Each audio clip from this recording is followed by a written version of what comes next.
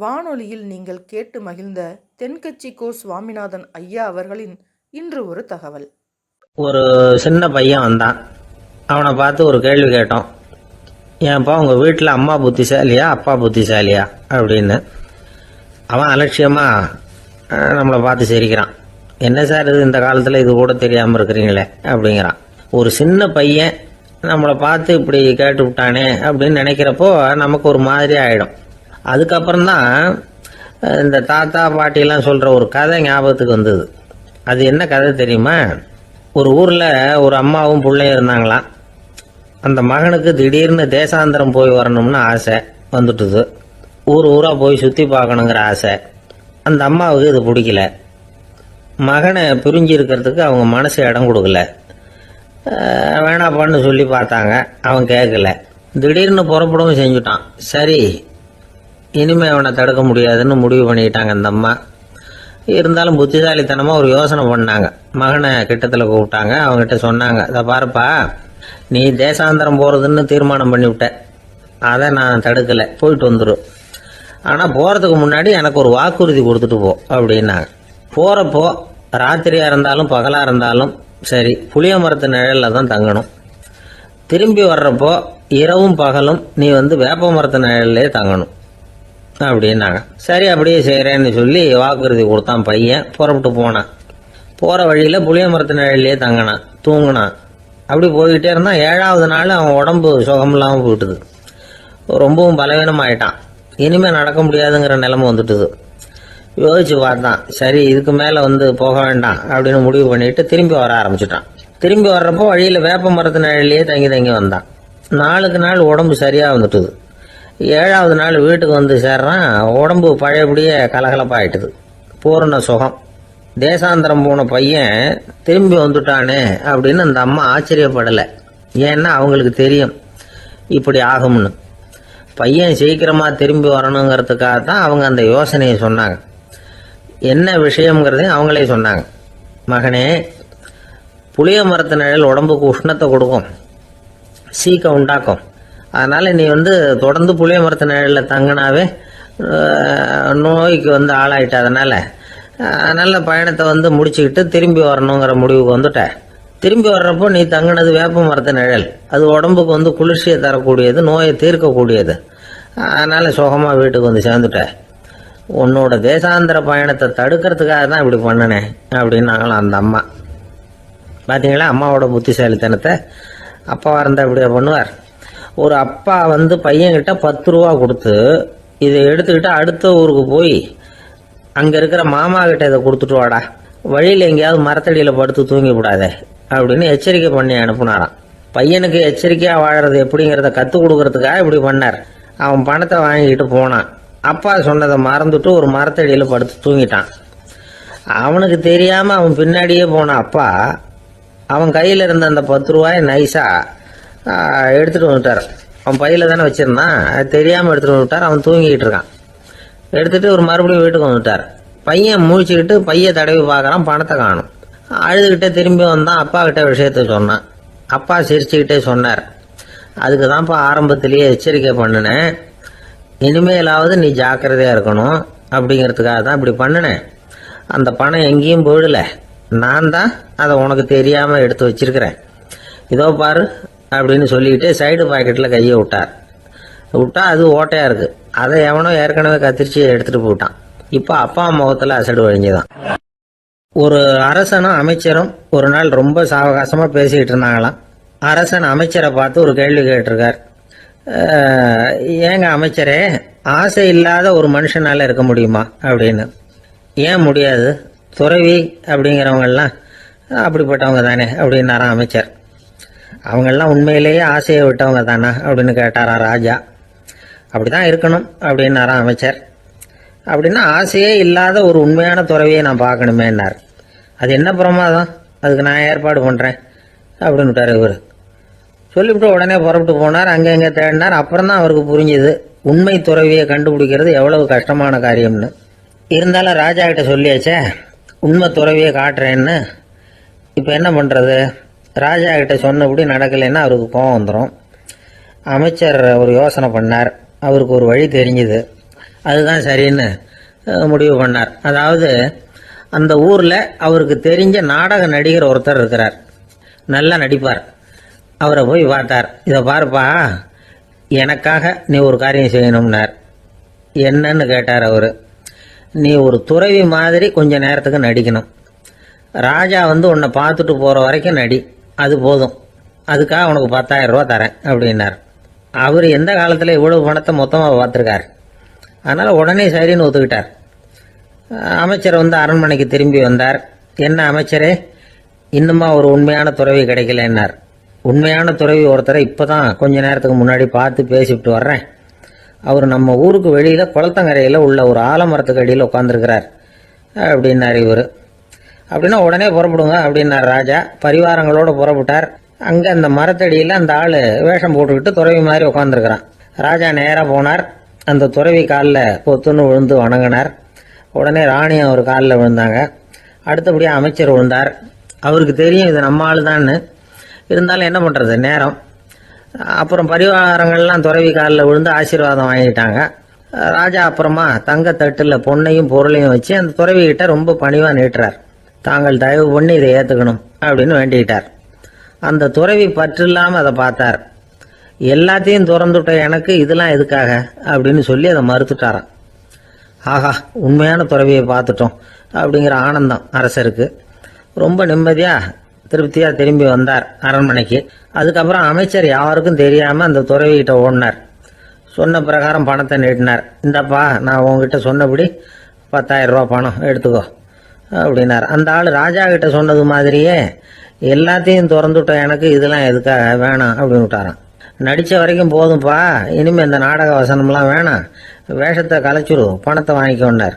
இல்லைங்க, இது வேஷம் இல்லை, இது வசனமும் இல்லை, இது உண்மை.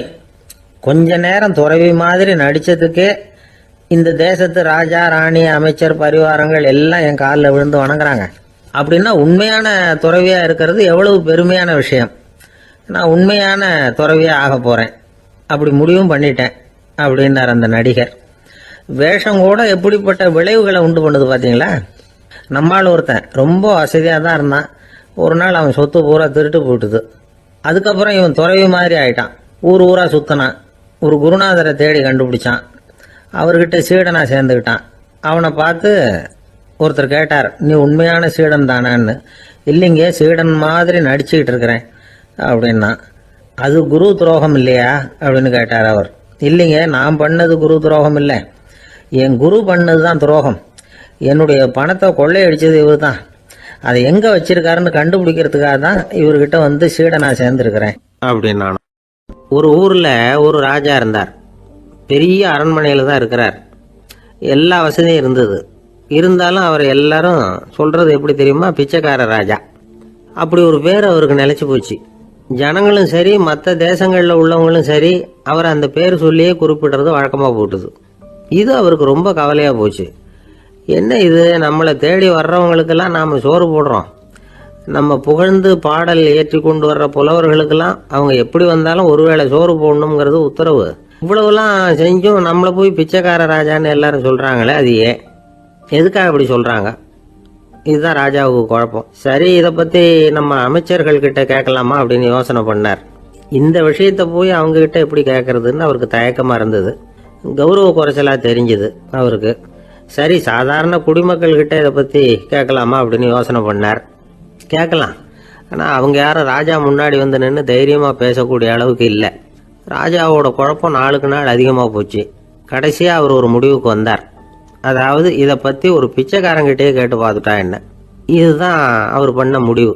உடனே மாறுவேஷம் போட்டுக்கிட்டு நகர்வலம் போனார். ஒரு பிச்சைக்காரனை கண்டுபிடிச்சார். இதை பாருப்பா, நம்ம ராஜாவை எல்லாரும் பிச்சைக்கார ராஜான்னே சொல்கிறாங்களே, அதுக்கு என்ன காரணமாக இருக்கும் அப்படின்னு கேட்டார். அதுக்கு அவன் சொல்கிறான், இதுக்கான பதிலை இன்னும் ஒரு 30 நாளில் சொல்கிறேன் அப்படின்னா. உடனே இவருக்கு சந்தோஷம். உண்மையை அவங்ககிட்ட சொன்னார். நான் வேற யாரும் இல்லை, நான் தான் இந்த நாட்டு ராஜா. இப்போ நீ என் கூடவே வந்துடு, அரண்மனையிலேயே தங்கிக்கோ. 30 நாள் கழித்து எனக்கு பதில் சொல்லிவிட்டு அதுக்கப்புறமா நீ போகலாம் அப்படின்னு சொல்லி அழைச்சிட்டு வந்துட்டார். அரண்மனையில் ஒரு மூலையில் அவன் தங்கறதுக்கு இடம் கொடுத்தார். தினம் 2 வேளையும் இவனுக்கு சோறு போடுங்க அப்படின்னு உத்தரவு போட்டார். ராஜா கொடுத்த இடத்துல போய் உக்காந்துக்கிட்டான் அந்த பிச்சைக்காரன். தினமும் அந்த அரண்மனையில் நடக்கிறதையெல்லாம் கவனிச்சுக்கிட்டு வந்தான். வேளைக்கு சாப்பாடு வரும், சாப்பிட்டுக்கிட்டு இருக்கான். இப்படி 30 நாள் முடிஞ்சுது. ராஜா வந்தார். என்ன, என்னோட கேள்விக்கு பதில் என்னன்னு கண்டுபிடிச்சிட்டியான்னார். கண்டுபிடிச்சிட்டேன்னா. என்ன எல்லாரும் பிச்சைக்கார ராஜான்னு சொல்றாங்களே, அது நியாயமா படுதா உனக்குன்னு கேட்டார். நியாயமா தான் படுது, சந்தேகம் இல்லாம நீங்க பிச்சைக்கார ராஜா தான். என்னதான் நீங்க வசதியோடவும் படைபலத்தோடவும் இருந்தா கூட நீங்க எங்க வர்க்கத்தை சேர்ந்த ஆசாமி தான் அப்படின்னு அடிச்சு சொல்லிவிட்டான் அந்த ஆள். ஏனால் அப்படி சொல்றேன்னு கேட்டார் இவர். அரசே, ஒரு உண்மையை கண்டுபிடிச்சு சொல்றதா நான் உங்ககிட்ட சொன்னேன். நீங்க ராஜ பரம்பரைன்னா உடனே உங்க கழுத்துல கிடக்கிற முத்து மாலையை கழட்டி பரிசா கொடுத்துருப்பீங்க, பொன்னையும் மணியையும் கொடுத்துருப்பீங்க. ஆனா நீங்க அப்படி செய்யல. என்ன ஒரு மூலையில உட்கார வச்சு 2 வேளை சோறு போட சொன்னீங்க. உங்களை தேடி யார் வந்தாலும், யார் பாராட்டி பேசினாலும் அல்லது பிரச்சனைகளை சொன்னாலும் நீங்க செய்யற ஒரே காரியம் சோறு போடுறது தான். பிச்சைக்காரனுக்கு சோறு மட்டும்தான் உலகம். உங்க விஷயத்திலையும் நீங்க அப்படித்தான் நினைக்கிறதாக தெரியுது. நல்லா கவனிங்க. எந்த ஒரு பிரச்சனைக்கும் சோறு தான் முடிவுன்னு நினைக்கிறீங்க பாருங்க. நீங்க சந்தேகம் இல்லாத எங்களை சேர்ந்த ஆளுதான் அப்படின்னு விட்டான் அந்த பிச்சைக்காரன். அதுக்கப்புறம் தான் அந்த ராஜா தன்னுடைய தவறுகளை எல்லாம் தேர்த்திக்கிட்டாராம். பசின்னு வர்றவங்களுக்கு சோறு தான் போடணும், அது தப்பு இல்லை. பாராட்ட வர்றவங்களுக்கெல்லாம் சோத்தையே போட்டு அனுப்புனா இப்படிதான் பேர் வரும். எனக்கு தெரிஞ்ச ஒருத்தர் தினமும் யாராவது ஒருத்தரை தன் வீட்டுக்கு அழைச்சிட்டு போவார், சாப்பாடு போட்டு அனுப்புவார். முன்னறிவிப்பு இல்லாம திடீர்னு ஒரு விருந்தாளியோட வீட்டில் போய் இவர் நிக்கிறது வழக்கம். அந்த அம்மாவும் இவருக்காக தயார் பண்ணி வச்சிருந்ததை இவர் அழைச்சிட்டு வந்திருக்கிற விருந்தாளிக்கு போட்டுருவாங்க. விருந்தாளி சாப்பிட்டுட்டு போனதுக்கு அப்புறம் இவர் மனைவி கிட்ட உனக்கு சிரமம் வேணாம் அப்படின்னு சொல்லிவிட்டு பக்கத்துல உள்ள ஒரு ஹோட்டலுக்கு போய் காசு கொடுத்து சாப்பிட்டுட்டு வந்துருவார். பல நாள் இப்படி நடக்கும். ஒரு நாள் அவரை தனியா கூப்பிட்டுக்கிட்டு போய் ஏன் இப்படி பண்றீங்கன்னு கேட்டோம். அதுக்கு அவர் சொல்றாரு, எங்க வீட்டு சாப்பாட்டுல இருந்து தப்பிக்கிறதுக்கு எனக்கு வேற வழி எதுவும் தெரியல சார், அதனாலதான் இப்படி பண்ணிட்டு இருக்கிறேன் அப்படின்னார் ரொம்ப பரிதாபமா. அந்த ஆளு என்ன கண்ணா பண்ணான்னு திட்டி விட்டான் சார், அதை நினைச்சா எனக்கு ரொம்ப வருத்தமா இருக்கு அப்படின்னு சொல்லி கவலைப்பட்டார் ஒருத்தர். இதுல கவலைப்படுறதுக்கு என்ன இருக்குது அப்படின்னார் ஒரு பெரியவர். அவர் ஒரு மகான். என்ன சார் இப்படி சொல்றீங்க, ஒருத்தர் நம்ம பார்த்து திட்டுனா வருத்தமா இருக்காதா அப்படின்னார். அது எப்படி வருத்தமா இருக்கும், திட்டுறதுங்கிறது என்ன, அது வெறும் சத்தம் தானே அப்படின்னார் அந்த பெரியவர். நம்ம ஆளுக்கு தலையை பிச்சுக்கலாம் போல இருந்தது. இருக்காது அப்படின்னா நமக்கு அப்படித்தானே தோணுது. அந்த பெரியவர் சொல்றது ரொம்ப பெரிய விஷயம். அதை நாம புரிஞ்சிக்க முயற்சி பண்ணலாம்னா நடைமுறை வாழ்க்கைக்கு அது ஒத்து வர்றது மாதிரி தெரிய மாட்டேங்குது. இருந்தாலும் அந்த பெரியவர் அதுக்கு என்னதான் விளக்கம் கொடுக்கறாருன்னு பார்ப்போமே. ஒரு ரயில் போயிட்டு இருக்கு, அதுல ஒரு சாது போயிட்டு இருக்கார். அந்த ரயில் அவர் ஹரித்வாரம் போயிட்டு இருக்காரு. அவரு ரயில்ல ஏகப்பட்ட கூட்டம். நம்ம ஊர் ரயில் கேட்க வேணும், டிக்கெட் வாங்கிட்டு கொஞ்சம் பேர், வாங்காத கொஞ்சம் பேர். அது என்னத்துக்கு அனாவசியமா டிக்கெட் அப்படிங்கிற நினைப்புல பாதி பேர். இந்த கூட்டத்துக்கு மத்தியில அந்த சாதுவும் போயிட்டு இருக்கிறார். உட்கார்றதுக்காக இருந்த இடத்துல ஒரு ஆள் படுத்திருக்கிறான், கொஞ்சம் முரட்டு ஆசாமி. அவன் காலு பக்கத்துல கொஞ்சோண்டு இடம் பாக்கி இருந்தது. அந்த இடத்துல இந்த சாது உட்காந்துருந்தார். மெதுவா உட்காந்துக்கிட்டார் போய்.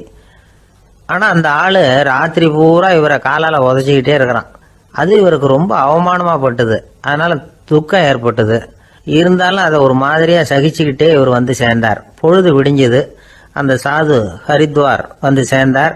அங்க ஒரு பெரிய ஞானியை சந்திச்சார். ராத்திரி ரயில்ல அந்த ஆளு உதைச்சதையும் அதனால தனக்கு ஏற்பட்ட துக்கத்தையும் இந்த சாது அந்த ஞானி கிட்ட சொன்னார். சொல்லிவிட்டு, ஏன் சுவாமி, எனக்கு துக்கம் ஏற்பட்டதே அது தப்பா அப்படின்னு கேட்டார். தவறுதான் அந்த ஞானி. உனக்கு இன்னமும் தேக அபிமானம் போகலைங்கிறது தான் அது காட்டுது.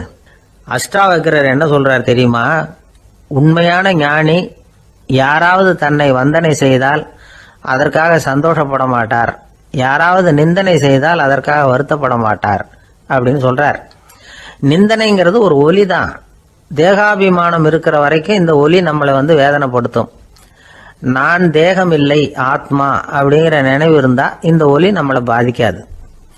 மனு என்ன சொல்றார் தெரியுமா, ஒரு சாதகன் பாராட்டுதலை விஷம்னு நினைச்சு பயப்படணும், அவமானத்தை அமிர்தம்னு நினைச்சு சந்தோஷப்படணுங்கிறார். அவமானப்பட்டா கவலைப்படாம எப்படி இருக்க முடியும் அப்படின்னு தான் நமக்கு தோணும். அதனாலதான் நம்மள யாரும் இதுக்கு உதாரணமா யாரையும் காட்ட முடியல. புத்தரையும் கபீரையும் உதாரணமா காட்டுறாங்க. அவங்களுக்கெல்லாம் அவமானம் ஏற்பட்டப்போ கவலையே படலையாம்.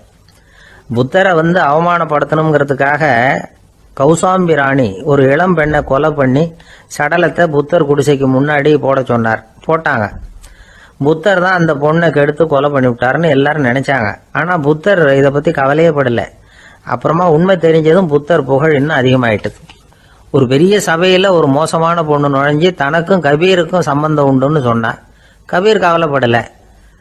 அவங்க மாதிரியெல்லாம் நாமளும் இருக்க கத்துக்கணும். நிந்தனை, அபகீர்த்தி, அவமானம் எல்லாம் ஆண்டவன் கொடுக்கிற பிரசாதம்னு நினைக்கணும் அப்படின்னு சொல்றார் அந்த ஞானி. இதை கேட்ட இந்த காலத்து ஆசாமி ஒருத்தர், நான் கூட அப்படிதான் சார், யாராவது அவமானப்படுத்தினா கவலைப்பட மாட்டேன். நேத்து கூட ஒருத்தர் என்ன பலார்னு அரைஞ்சுட்டார், நான் கொஞ்சம் கூட கவலைப்படல, பேசாம வந்துட்டேன்னார். ஏன் அப்படி வந்துட்டீங்க அப்படின்னு. அவர் அரைஞ்சதுலேயும் ஒரு அர்த்தம் இருந்தது, அதனாலதான் அப்படி வந்துட்டேன்னார். ஏன் அரைஞ்சாருன்னு கேட்டேன். 10 வருஷத்துக்கு முன்னாடி 15 ரூபா அவர்கிட்ட கடன் வாங்கினேன், அதை கேட்டு கேட்டு பார்த்துட்டு கடைசியா தான் அரைஞ்சார் அப்படின்னார். ஆண்டவனுடைய பிரசாதம் இவருக்கு அடிக்கடி கிடைக்கும் போல இருக்கு. ஒரு ஆள் இருந்தான், நிறைய பணம் சம்பாதிச்சான், ஆனா செலவு பண்ண மனசு வரல, கருமி. அவன் என்ன பண்ணா, சேர்த்த பணம் பூராவையும் ஒரு மரத்தடியில புதைச்சி வச்சிருந்தான். வாரத்துக்கு ஒரு தடவை அந்த மரத்தடிக்கு வருவான், புதைச்ச இடத்த ஆவலோட பார்த்துக்கிட்டு இருப்பான், அதுக்கப்புறம் போயிடுவான். அவ்வளவுதான். ஒரு நாள் ஒரு திருடன் வந்தான், இவன் புதைச்சி வச்சிருந்ததெல்லாம் எடுத்துட்டு போட்டான். இது தெரிஞ்சு போச்சு. அந்த கருமி புலம்ப ஆரம்பிச்சிட்டான். இவன் புலம்பலை கேட்டதும் அக்கம் பக்கத்துல இருந்தவங்க எல்லாம் ஓடி வந்தாங்க. என்ன விஷயம்னு விசாரிச்சாங்க. இவன் சொன்னான். ஒரு பெரியவர் கேட்டார், ஏப்பா வாரம் வந்து இந்த இடத்த பாக்குறதாக சொன்னியே, எப்பவாவது இதுல இருக்கிற பணத்தை எடுத்து செலவு பண்ணிருக்கியா அப்படின்னு கேட்டார். நான் அப்பப்போ வந்து அதை பாக்குறது தான் வழக்கம், அதை தொட்டதே இல்லைன்னு அவன். சரி அப்படின்னா இப்பவும் நீ அதே மாதிரி வாரம் ஒரு தடவை வந்து இந்த இடத்த பார்த்துட்டு போகலாமே அப்படின்னாராம் அந்த பெரியவர். அதுவும் சரிதானே, எவ்வளவு காலமானாலும் அவன் அந்த பணத்தை எடுத்து செலவு பண்ண போறதில்ல. அப்படி இருக்கிறப்ப உள்ளே பணம் இருந்தாலும் ஒண்ணுதான், இல்லாம போனாலும் ஒண்ணுதான். இதுல இருந்து என்ன புரியுதுன்னா, ஒருத்தர்கிட்ட இருக்கிற பணத்தை கொண்டு அவர் பணக்காரரா ஏழையா அப்படின்னு முடிவு செய்யறது சரியில்லை. அந்த செல்வத்தை அனுபவிக்கிற திறன், பயன்படுத்துற திறன், அதை வச்சுதான் அவர் ஏழையா பணக்காரரா அப்படிங்கிறத நிர்ணயம் பண்ணணும். அதுதான் சரி. செலவு பண்ண தெரியாதவன் சேகரம் பண்ணிட்டே இருக்கிறதுனால என்ன பிரயோஜனம்? தலைமுடியே இல்லாதவன் தாராளமா சீப்புகளை வாங்கி சேகரம் பண்றது மாதிரி தானே இது. சில சமயம் செலவு பண்ண நாம தயாரா இருந்தா கூட அந்த செல்வம் நமக்கு பயன்படுறதில்ல. அரேபியாவில் ஒரு நகை வியாபாரி விலை உயர்ந்த முத்துக்களை எல்லாம் அவர் வச்சு வியாபாரம் பண்ணிட்டு இருந்தார். அவர் ஒரு சமயம் ஒரு பாலைவனம் வழியா போயிட்டு இருக்கிறார் ஒட்டகத்துல. அப்போ திடீர்னு கடுமையான புயல் வீச ஆரம்பிச்சுட்டுது. திசை தவறி இவர் எங்கேயோ வந்துட்டார். கூட வந்தவங்களையும் காணல, எங்க போனாங்களோ தெரியல. இவர் ரொம்ப பயந்து போய் அங்கேயும் எங்கேயுமா அலைஞ்சு திரியிறார். வழியே தெரியல. பசி கடுமையாயிட்டுது. ஒட்டகத்து முதுகுல ஒரு மூட்டை இருந்தது, அதை பிரிச்சு பார்த்தார். உள்ள ஏதாவது இருக்கான்னு தேடி பார்க்கறார். அது வரைக்கும் கண்ணில் தட்டுப்படாத அபூர்வமான ஒரு பை கண்ணில் பட்டுது. ஆஹா, அதில் ஏதாவது சாப்பிட்றதுக்கு இருக்கும் அப்படின்னு நினைச்சு ஆவலா அதை பிரித்து பார்க்கறார். அந்த பையில விலை உயர்ந்த முத்துக்கள் நிறைய இருந்துதான்.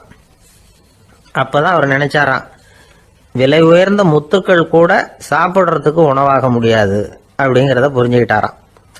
எந்த நேரத்துல எது நமக்கு தேவையோ அது நமக்கு தாராளமா கிடைக்கணும்.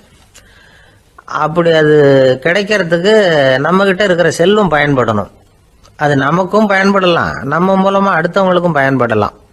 அதுதான் செல்வத்தின் பயன். ஒரு மரத்தடியில ஒருத்தன் உட்காந்து அழுதுகிட்டு இருந்தான்.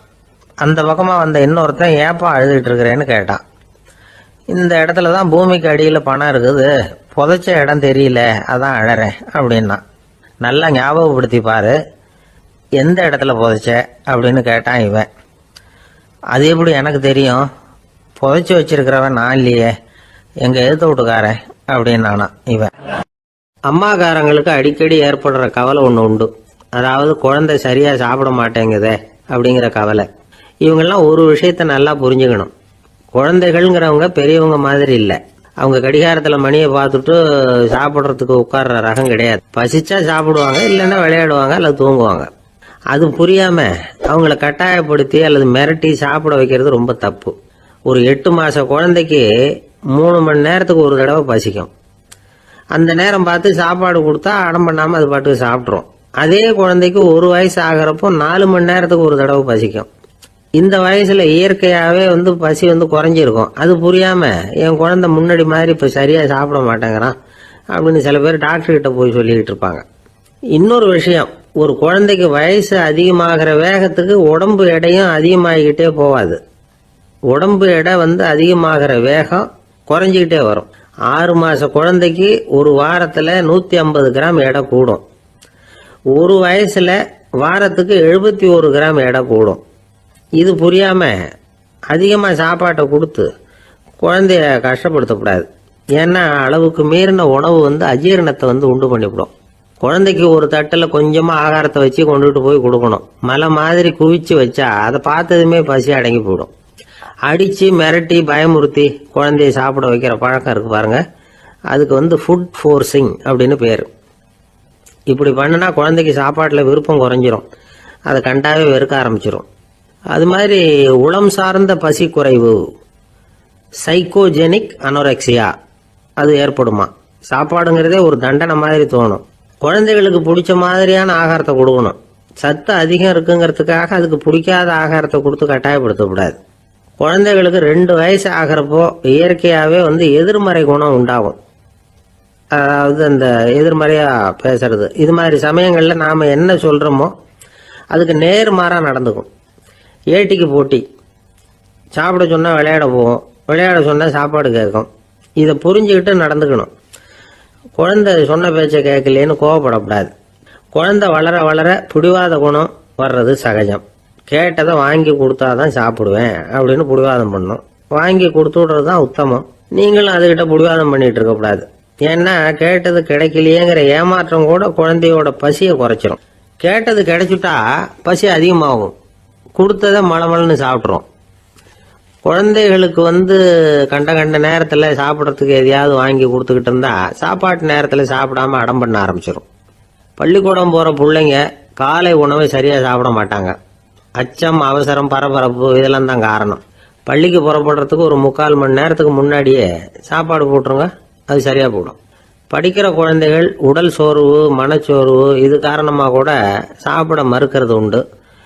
இப்போ உதாரணமாக சாயந்தரம் விளையாடி விட்டு வீட்டுக்கு வந்ததும் சாப்பிட சொன்னால் வேணாம்பாங்க. இது உடல் சோர்வு. ரொம்ப நேரம் வீட்டு பாடங்களை செஞ்சு முடிச்ச கையோடு சாப்பிட சொன்னாலும் அவங்களால சரியாக சாப்பிட முடியாது. இது உளச்சோர்வு, அதாவது மனச்சோர்வு. இதை தவிர குழந்தைகளுக்கு உடல் நலக்குறைவு ஏற்பட்டால் கூட சாப்பிட மறுக்கிறது உண்டு. சில மருந்து மாத்திரைகள் கூட பசியை குறைச்சிரும். அதனால சரியாக தெரிஞ்சுக்கிட்டு குழந்தைகளை சாப்பிட வைக்கணும். அது புரியாமல் கையில் சாப்பாட்டு தட்டை வச்சுக்கிட்டு குழந்தைகளை விரட்டிக்கிட்டு அலையக்கூடாது. ஒரு சின்ன பையன் சொன்னான், எங்கள் அம்மா சாப்பாடு போடுறது தெரிஞ்சா நான் உடனே வீட்டை விட்டு வெளியில் ஓடி போடுவேன் அப்படின்னா. ஏன் அப்படி பண்ணுறேன்னு கேட்டோம். எங்கள் அப்பா கூட அது மாதிரி தான் சார் பண்ணுவார் அப்படிங்கிறான். பந்திக்கு முந்தர ஆசாமிகள் நம்மள பல பேர் உண்டு. அப்படி முந்தறதுக்கு கூட முயற்சி பண்ணுறவங்க நிறைய பேர் இருக்கிறாங்க. இதில் என்ன ஒரு விஷயம்னா, பந்திக்கு முந்துறது கூட தப்பு இல்லை. ஆனால் அப்படி ஒரு விருந்தில் ஆளாக போய் உட்காந்து சாப்பிட்டா கூட வெளியில் வர்றப்ப என்ன பெரிய விருந்து வச்சுட்டான், சாம்பாரில் உப்பு இல்லை, ரசத்தில் காரம் இல்லை அப்படின்னு குறை சொல்லிகிட்டே வர்றது இருக்கு பாருங்க, அது சரியில்லை, நாகரிகமும் இல்லை. கல்யாண பத்திரிகையில் என்ன போட்டிருக்குது, என் பொண்ணுக்கும் இன்னார் பையனுக்கும் கல்யாணம், எல்லாரும் குடும்பத்தோடு வந்திருந்து மணமக்களை ஆசீர்வதிக்கணும், இப்படி தானே போட்டிருக்கோம். குடும்பத்தோடு விருந்து சாப்பிட்டு சாப்பாடு எப்படி இருக்குன்னு அபிப்பிராயம் சொல்லிவிட்டு போங்க அப்படின்னா போட்டிருக்கு கல்யாண பத்திரிகையில். ஒருத்தர் வீட்டு விசேஷத்துக்கு போயிருக்கோம்னா எவ்வளவோ அசௌகரியங்கள் நமக்கு ஏற்படலாம். ஏராளமான கூட்டம் வந்திருக்கும். எல்லாரையும் அவங்க தனித்தனியாக கவனிச்சுக்கிட்டு இருக்க முடியாது. நாம தான் அனுசரித்து நடந்துக்கணும். நாமளா போய் வாழ்த்த வேண்டியவங்களை வாழ்த்தி விட்டு சேரணும். அதை விட்டுட்டு பத்திரிக்கை கொடுத்தானேன்னு போனேன், கவனிப்பே சரியில்லை அப்படின்னு புலம்பிக்கிட்டு இருக்கக்கூடாது. ஒரு விருந்துக்கு போனால் அங்கே எப்படி நடந்துக்கணும் அப்படிங்கிறத பற்றி கூட அனுபவசாலிகள் சில விவரங்கள்லாம் சொல்லியிருக்கிறாங்க. இந்த காலத்தில் கல்யாணம், பிறந்த நாள், அது இதுன்னு நிறைய விருந்துகள் நடக்குது. அதெல்லாம் எதுக்காக? மனித உறவுகளை வளர்த்துக்கிறதுக்காக தான், வேற எதுக்கு? ஒரு விருந்துக்கு போனால் அமைதியாக பொறுமையாக போய் உட்காரணும். அடித்து பிடிச்சிக்கிட்டு இடத்த பிடிக்க போகிறேன் அப்படின்னு நிற்கக்கூடாது. முதல் பந்தி நடந்துகிட்டு இருந்தா அது முடிஞ்சு இலை எடுத்து சுத்தம் பண்ணதுக்கு அப்புறம் போய் உட்கார்றது தான் நாகரீகம். இலை எடுக்கிறதுக்கு முன்னாடியே அங்கே போய் உட்காந்தா நல்லா இருக்காது. நீங்கள் சாப்பிட்டுட்டு உட்காந்துருக்கீங்களா, சாப்பிட்றதுக்கு உட்காந்துருக்கீங்களா, பார்க்குறவங்களுக்கு சந்தேகம் வந்துடும். அதே மாதிரி இலையில எல்லா ஐட்டமும் பரிமாறினதுக்கு அப்புறம் சாப்பிட ஆரம்பிக்கணும்.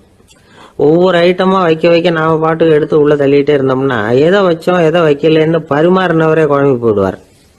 ஏன்னா எப்போ பார்த்தாலும் இலை காலியாகவே இருக்கும். சாப்பிட்றப்போ உங்கள் சாப்பாட்டையே நீங்கள் கவனிக்கணும். அடுத்தவங்க இலையில என்ன இருக்குது, பக்கத்தில் இருக்கிறவர் எதை அதிகமாக சாப்பிட்றார், இதெல்லாம் நமக்கு என்னத்துக்கு? எல்லாரும் சாப்பிட்டு முடிக்கிற வரைக்கும் பொறுமையாக இருக்கிறது தான் நல்லது. நீங்கள் மட்டும் திடீர்னு பாதியில் எழுந்திரிச்சு பக்கத்தில் இருக்கிறவங்களுக்கு சங்கடமாக இருக்குமேங்கிறதெல்லாம் யோசிக்காமல் நீங்கள் பாட்டு எழுந்திரிச்சு போகக்கூடாது. பக்கத்தில் உள்ளவங்க உங்களை எழுந்திரிக்க சொன்னால் எழுந்திரிச்சு போகலாம்.